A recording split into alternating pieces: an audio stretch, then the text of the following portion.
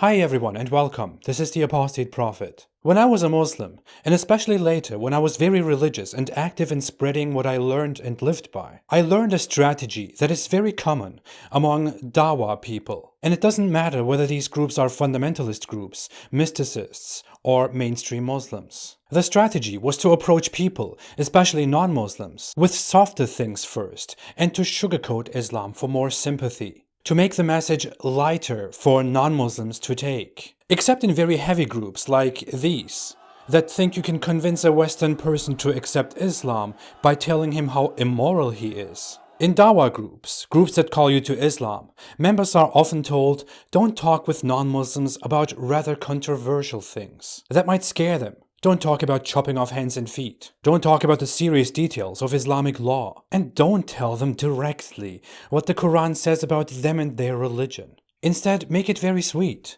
and tell them things first that they would like to hear. Make it interesting, make it attractive, bring them closer, even closer, even closer. Because once you have their attention and their sympathy, you can slowly take them inside Islam. And once they are inside Islam, there's just no way out. No, once they are inside Islam, they can learn about all the bad things. Because it is known that it is much more likely for someone to reject the religion up front than to leave it once they are inside. It's like an abusive boyfriend who introduced himself as the most caring man in the world. It's not a lack of decency, it's for Allah. See, the strategy that I became so familiar with was one main reason why I decided to speak against Islam. I thought, I have seen this, I know this, these people are not telling the truth. They hide behind the apathetic Muslim population and say, look, most Muslims are completely peaceful people, while among themselves they criticize those apathetic Muslim people and want all of them to become more religious and serious. But to you they say, oh look, we Muslims are just this, we just want to live our lives. Don't listen to Islamophobes. They are exploiting trust and tolerance, and that pushed me to go out there and tell the truth. Let's take wife beating for example. They will never ever approach people and tell them the ruling on women and their disciplining up front. You can probably never see that. They'll beat around the bush, blame talks about it on reasonable critics of Islam, tell you about how much Islam values women, and how it improved the rights of women in the 7th century. But they won't come to the point. Islam allows wife beating. All the other horrible rulings on women aside, Islam doesn't only allow, it orders wife beating. Yes, Islam tells men to be just to their women. Yes, Muhammad said that men shouldn't treat their wives horribly and then go to bed with them. Yes, he said treating your wives well is a good duty. And all of that is what Muslim apologists and Dawah people will tell you. But they won't tell you that a wife needs to be obedient, that it is a wife's duty to please her husband, that a man can beat his wife if she is repeatedly disobedient, and that no one can question why a man beat his wife. That this right to beat wives was given to men directly by Muhammad, and his followers proudly declared it and practiced it immediately. You can probably see why they are not very open about this. Because especially in today's time, being honest and open about this would reveal to everyone, to a regular person, the darkness of Islam, and it would make their mission fail. They let you come to Islam first, and then explain to you how you should understand wife beating. Come on, man, it's just wife beating. It's totally reasonable. I challenge each one of them. Be honest about this. Tell people about this. Make a top YouTube video in which you say, yes, Islam allows wife beating. Let me explain. Or, hey dear non-Muslim, do you want to know more about how great wife beating is? Do that. Establish a stand in London and in New York and tell people about how great wife beating is, because it's a ruling of Islam. Allah knows best, better than the Western stupid human rights people. See how people react. Some even try to sugarcoat this by saying that men were only allowed to beat wives lightly with a tiny object like this. I'm only beating you with a stick. Oh. Another topic where this is common is the hijab. They will use sweet words to explain how it is actually something that values women. Although it was ordered by Muhammad after his companion begged him to make such an order. And because simply looking at a woman, simply describing the look of a woman, is haram. Yes, and this is why Muslim women have to cover their body, so men don't sin. So the women don't sin in making the men sin by revealing their bodies. Islam is so intelligent, I can't even... They're also supposed to cover themselves because men shouldn't harass and molest women. Solution: cover up women. They are also supposed to cover up because, and I cite Tafsir ibn Kathir, one of the most respected scholars of the Quran, so that it will be known that they are free and that they are not servants or whores. For more, you can watch my video of the origins of the hijab and understand how far Islam is from modern society and women's rights and liberties, and why Islamic Dawahians are not fully transparent with this. Another tactic is something very illogical that seems to kind of make sense on the spot. What is the penalty for apostasy? What is the penalty for leaving the Muslim faith? Dr. Muqaddam, what is the penalty for apostasy? If it's an Islamic country, then the Sharia is very clear. Apostasy is dealt with the death penalty. Thank you. That's all I want to hear. But what's the relevance between what happens in an Islamic country and Great Britain? I fail to see the connection. Oh, really? Let me know, do you want the UK to become a Muslim country, and what happens if that happens? They tell you that you shouldn't obsess very much about a specific ruling, like killing innocent people who choose to change their faith, because that was only a ruling that would be applied under an Islamically ruled state, and they will usually emphasize the past. What's hidden behind this might not be too obvious in the middle of a back-and-forth discussion, but if you stop there for a second, it doesn't need that much thinking. The person inviting you to Islam wants to spread Islam to everyone and wishes to live by Islam again. Every group that goes out and religiously converts people, except if that group is some marginal group that Islamic scholars reject as un-Islamic, like Quran-only Muslims or reformist Muslims, wants to end up in an Islamic state. And as you just heard, apostasy is punished with death in an Islamic state. But they'll say this was an irrelevant issue. It was only something raised by Islamophobes. Those stupid Islamophobes that have to jump into the middle of the discussion and interrupt your Dawah. Das ist das Problem. They'll tell you it was complicated. It was only applicable in an Islamic state anyway. You as a Western person shouldn't worry about such ridiculous things like death for apostasy. Although it still exists in multiple countries outside the West in the 21st century. And your country would in their dreams be one of them. Glauben Sie mir, das ist das Problem! The victim card. This, to be honest, is not really a strategy. It's more of a mentality. It's a mentality in the nature of Islam. When you look at the Quran, you'll see very often how it talks about those who persecuted the Muslims. The religion is based upon Muhammad and his followers being persecuted by the local mean polytheists. But not for no reason. Because Muhammad was highly disrespectful toward their traditions and idols, and condemned them repeatedly. This gives the regular Muslim the mentality that everyone hates Muslims and wants to go after Muslims. I'm not exaggerating. The moderate, the religious, the fundamentalist Muslim. Everyone is obsessed with everyone hates us. They all want to destroy us. We need to unite. Although no one cares about you if you don't put your religion into everyone's face. The West even invents crimes for you and calls people who criticize your religion bigots and widely opens their doors, especially for you. But they'll tell you that the entire world hates them. Everyone is against them. They are persecuted and harassed and killed. And anti-Muslim bigotry is such a huge problem in this world. Everywhere. Everywhere. As you guys know, dear brothers and sisters, Islam is being attacked left, right, center, all over the world. This couldn't be further from the truth. If we look at actual statistics in the West, for instance, per capita hate crimes against Muslims are ridiculously low, so that we wouldn't even talk about them if it wasn't a popular topic.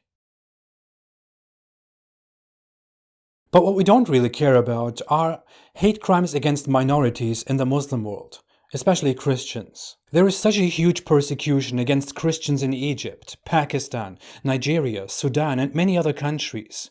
If they happened in the West against Muslims, we wouldn't be talking about anything else right now. Muslims aren't remotely treated like this anywhere in the West. But I guess when the oppressor is the Muslim and the oppressed is the Christian, we don't care at all.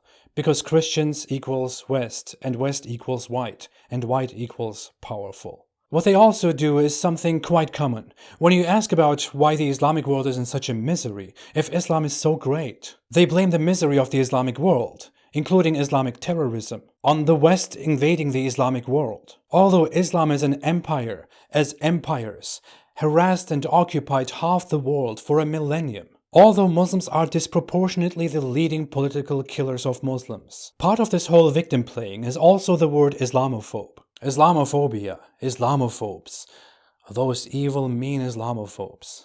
Isn't it sweet how virtuous and right you appear when you claim you're just hated for no reason, although you just want to practice your religion and spread it to everyone else, and install Sharia law, and punish those who dare to criticize Islam. While using this buzzword, Islamophobia, for prejudice, hate and violence directed at Muslims, they put simple criticism of Islam into the same category, which is unacceptable. That would be like equating the persecution of Christians in Muslim lands to online anti-theists making jokes about Christianity. Imagine.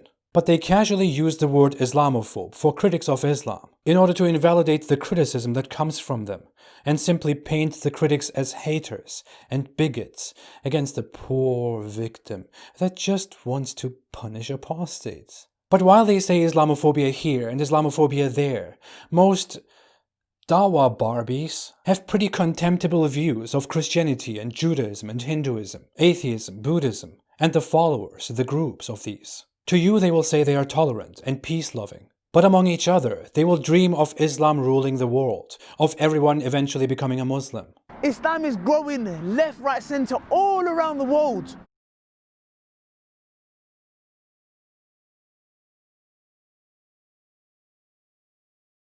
And they will mock and hate these religions and their adherents. That comes to no surprise, because the glorious Quran is full of such hate. The Hadith are too, and so is Islamic history. If we really wanted to look for a phobia, there wouldn't be a bigger example for that than how the regular Muslim population, especially the religious one, views, treats, and speaks of the rest of the world. But yeah, play the victim, the hero that everyone hates. That way people will listen to you. Another thing they will do is to shower you with sweet words of love, kindness, and peace. Like salam. Salam. For sharing, affection, love, and mercy. They're actually using the word and for one of the letters in salam. But we're not expecting anything bright here anyways. They'll tell you that Islam loves and values peace, while believing that Islam should punish the blasphemer, the heretic, the evil apostate, gays, immorality, and so on, while proclaiming a religion that orders to fight the people until everyone believes that Allah is God and Muhammad is his messenger, while believing that jizya, protection money, should be collected from the infidel, while believing in sex slavery that is sadly not possible today due to the evil West. Stupid human rights.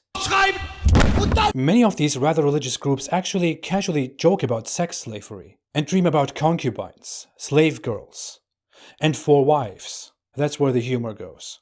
Oh, especially about those sex slaves or wives that righteous Muslims are supposed to have in paradise. This beautiful giant sex fantasy for horny men with beards who go to heaven. They'll even be dishonest about this specific topic, although the vast majority of Dawah heroes firmly believe in this and expect to receive those virgins in paradise. They'll tell you that it is a confusing, misunderstood issue, that you shouldn't take it as some weird divine sex party in heaven. But Islam promises fresh, beautiful, full-breasted, mindless virgin women. Fresh slave girls basically, with big eyes. And transparent skin so you can see their bones. What the hell? Created specially for religious Muslim men. Juicy. And 72 of them are given to the martyr, who dies fighting for Allah or in different ways. Although even a fundamentalist Muslim who believes in this will easily dismiss your question about this or your remarks with something that includes the word Islamophobe. Or they say, oh, everything you know about Islam are 72 virgins? Well, it doesn't have to be the only thing someone knows, but that's pretty much enough. So yes, it is a beautiful giant sex fantasy for horny men with beards who go to heaven. It's a bit disgusting. Yeah, a bit. This guy stands in front of you and tells you about how beautiful his religion is, and you just know, while standing in front of him, that this guy is expecting to go to heaven and have sex with multiple mindless, full-breasted women. And finally, we hear it very often. You are taking this out of context. You're not. But discussing this would take a lot of time, so why don't I keep this for another episode? This would be very interesting. But just a hint, if a religious Muslim, especially a fundamentalist one, tells you that you're taking something out of context and judging, then maybe ask them to really explain the context to you fully, and take some sources with you. That will give them a bit of a headache. After all this, we actually have a list of lots of things you could ask the next person who approaches you and invites you to Islam. Tell them to be honest about these things, without beating around the bush, to explain how these things could possibly stem from a loving, merciful, wonderful, moral, almighty God who is totally up to date with human rights, liberties, and morals. Or while you're at it, you should also add Muhammad's pedophilia with Aisha to these questions. Muhammad's marriage to a 6-year-old girl, whom he had sex with when she was 9, and he was in his mid-50s. No, it wasn't totally normal back then. Muhammad had a dozen more wives, and those were at quite normal ages. But I'll go into that soon again in a dedicated video. For now, you get the point. When they tell you about the beauties of Islam and how much you need it, they won't even talk about these things that they should be telling you up front, because they know that this is controversial in your culture. And they would be talking about these things if they were really honest and caring. Don't fall for these tactics. Islam is a dark world, a dark ideology, a hopeless religion with no joy for a regular human being. Most of us who live today, including Muslims, are much better than what Islam has to offer. So the next time someone asks you if you want to hear a little bit about this beautiful religion, let them hear about this beautiful religion instead. And if you want a brutally honest reference, one that they read and follow as well, have a look at Tafsir Ibn Kathir, the most widespread interpretation of the Quran that will make you understand what Islam really is, that they don't fully share with you, because it would turn you away from Islam even faster than a virgin turns them toward the Kaaba. Thanks for watching. If you like this video, please don't forget to like, to subscribe, and to share. Obviously, most of my YouTube videos are not monetized. If you want to support me and my cause and want to spread this, you can support me on Patreon. I appreciate all your contributions so much. I'll be back again. Have a great time and stay away from Islam. You won't get virgins.